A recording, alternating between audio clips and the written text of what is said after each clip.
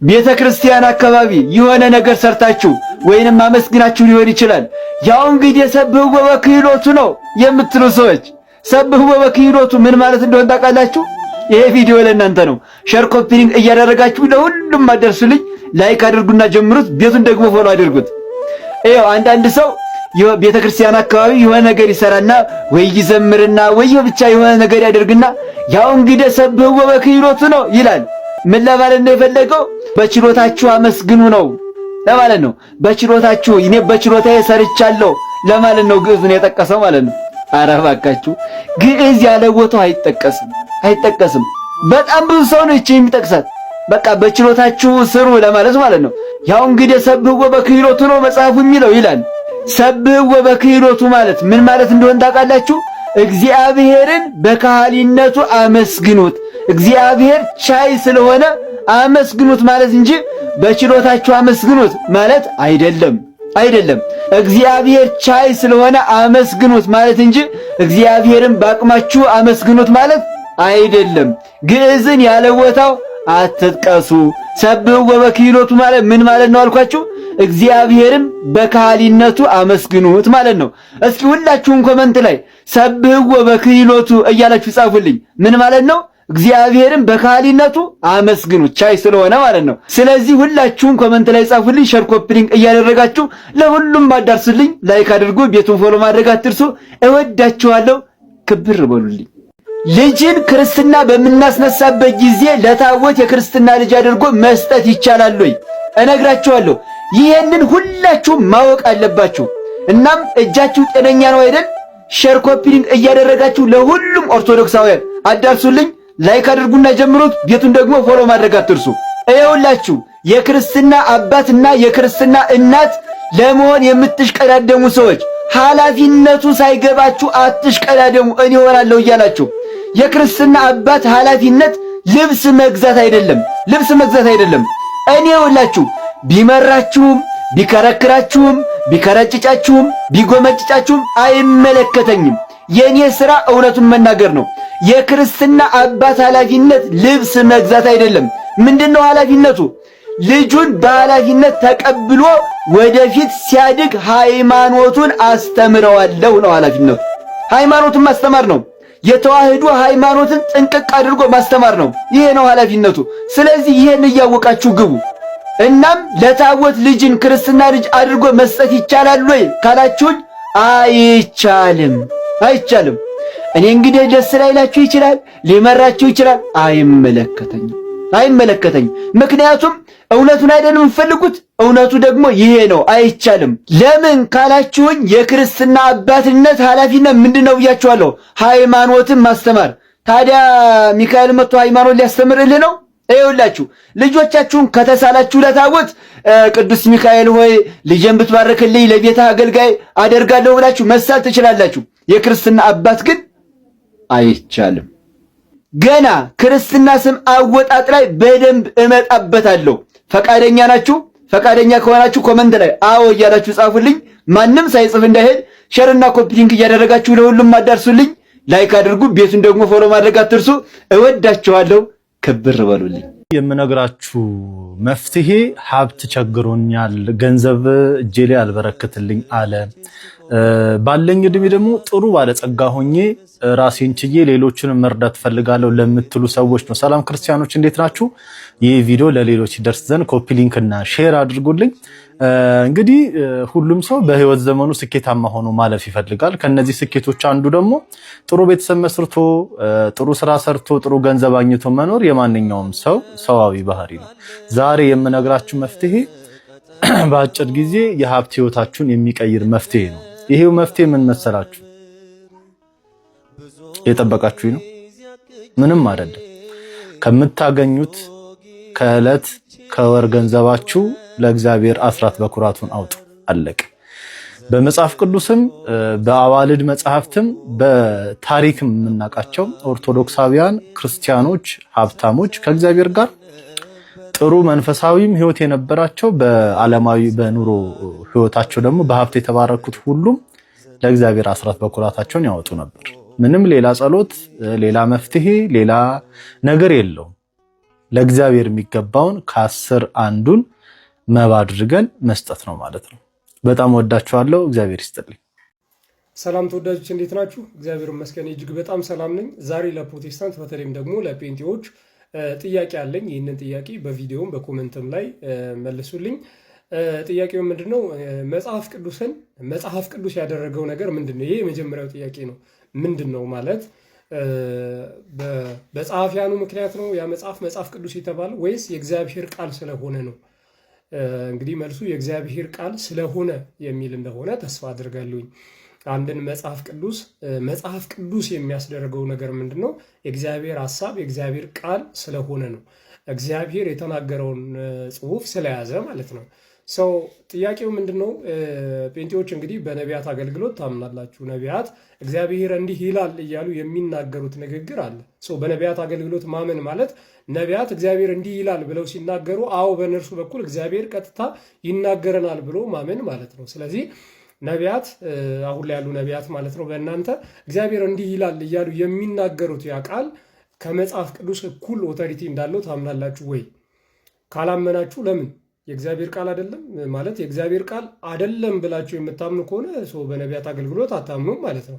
አይ የእግዚአብሔር ቃል ነው ካላችሁ ደግሞ የእግዚአብሔርን ቃል ከእግዚአብሔር ቃል ጋር እኩል አይደለም ማለት አይከብድም ወይ? መጽሐፍ ቅዱስም የእግዚአብሔር ቃል ነው፣ የዚህ ነቢይ ቃልም የእግዚአብሔር ቃል ነው። ስለዚህ የእግዚአብሔር ቃል ከእግዚአብሔር ቃል ጋር እኩል አይደለም ማለት ይቻላል ወይ?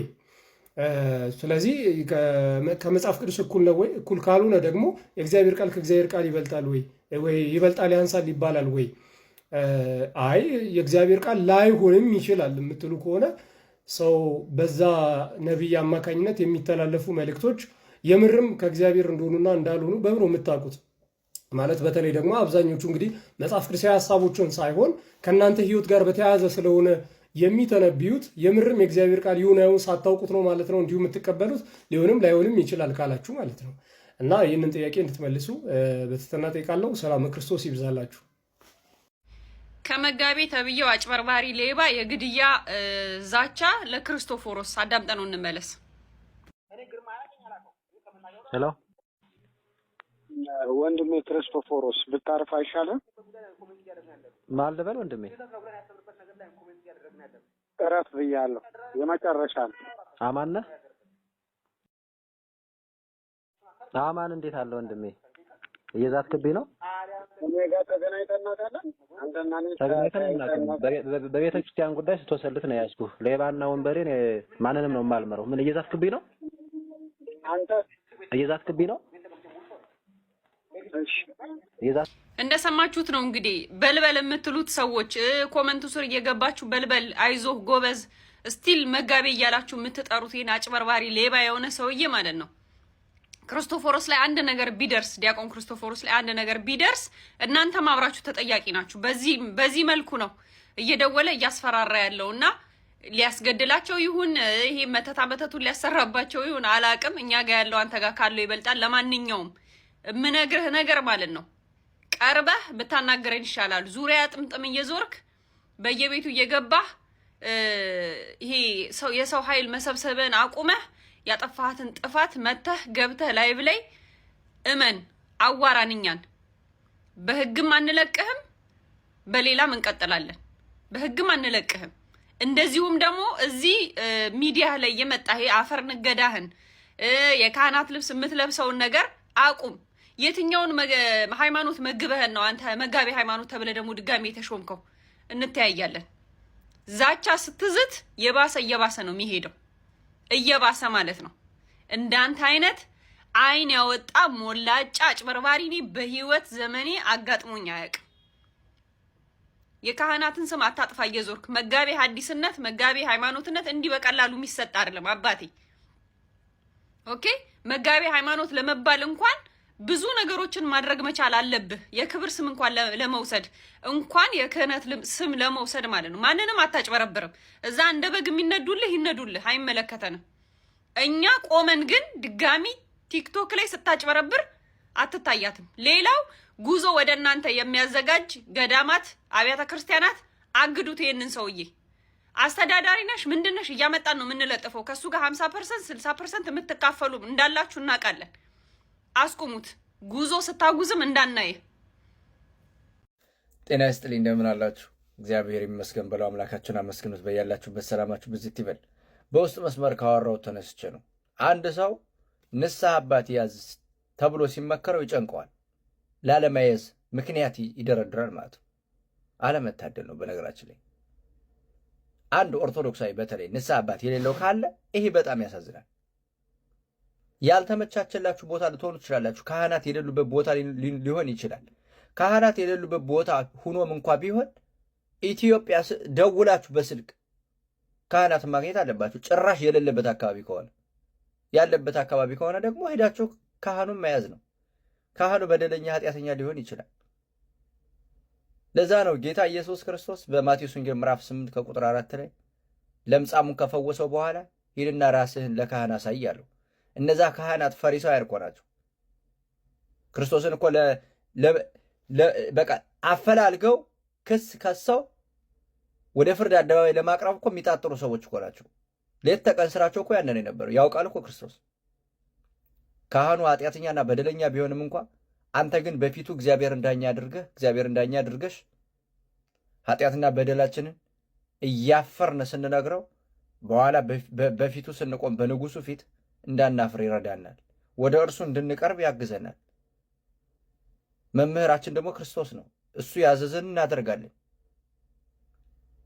ያ ለምጻም እኮ ድኗል ኦልሬዲ ከበሽታው። ለምንድን ነው ሄድና ለራስን ለካህን አሳያለሁ?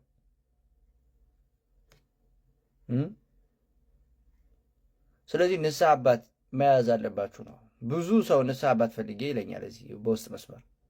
እድሜ ስንት ነው እላለሁ። እኔ ደግሞ እንግዲህ ቤተክርስቲያናችን ከ7 ዓመት በኋላ ብላ የምታዘው 45ም ያለኛል።